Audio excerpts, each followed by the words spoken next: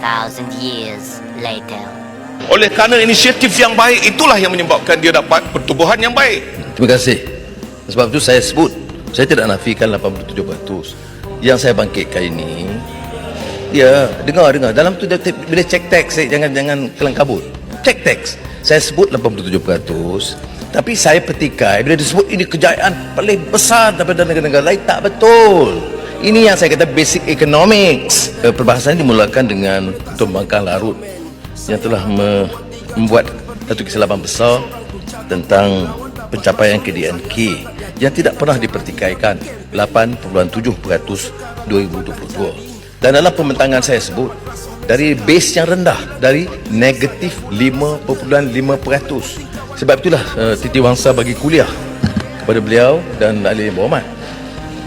Kerana kalau tidak faham tentang hal ini, dia mempersulitkan kerja kita sebagai ahli yang berhormat. Kadar pertumbuhan itu yang mesti terkait dengan kadar pertumbuhan sebelumnya.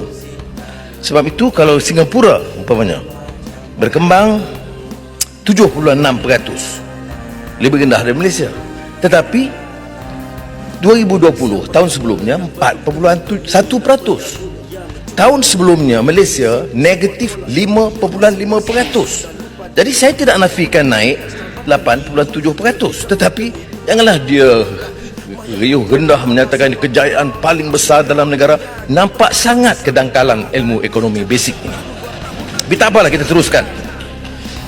Yang Muhammad, terima kasih lah.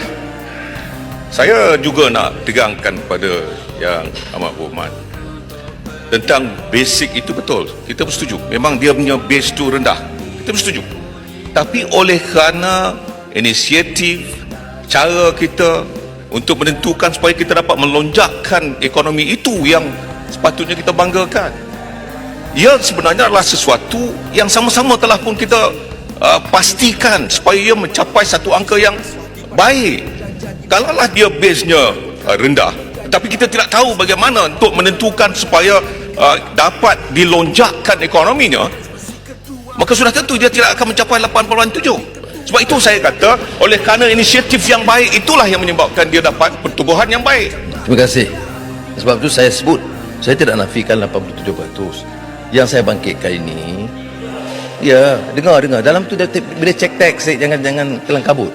Cek teks, saya sebut 87%, tapi saya petikai bila disebut ini kejayaan paling besar daripada negara-negara lain, tak betul.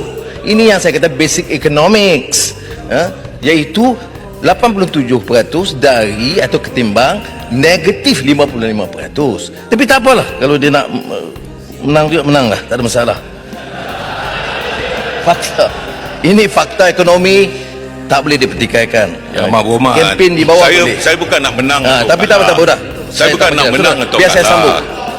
Ceritanya, saya hanya terangkan mengulangi apa yang disebut oleh Titi Wangsa. Saya tak ada laluan, sudah. Tajuk lain, kita tukar tajuk lain.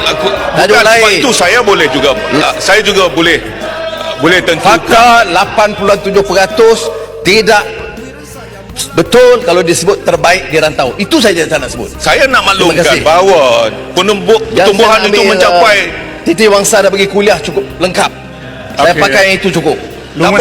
Bukan saya tak mau dengar kuliah itu. Yang saya nak tegangkan kepada Yang Amat Berhormat adalah bahawa kita juga kena menerima hakikatnya bahawa ketika itu dengan inisiatif yang dilakukan oleh kerajaan lah yang menyebabkan ada pertumbuhan itu. Saya dah kata sebab itu harus kita sama-sama merasakan.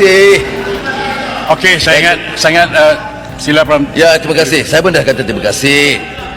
Termasuklah penggunaan dana KWSP rakyat dia banyak. Tak apa, tapi berjaya dalam bidang itu, tentu. Terima kasih. Baik. Tetapi yang tidak disebut juga, yang saya sebut dalam ucapan awal.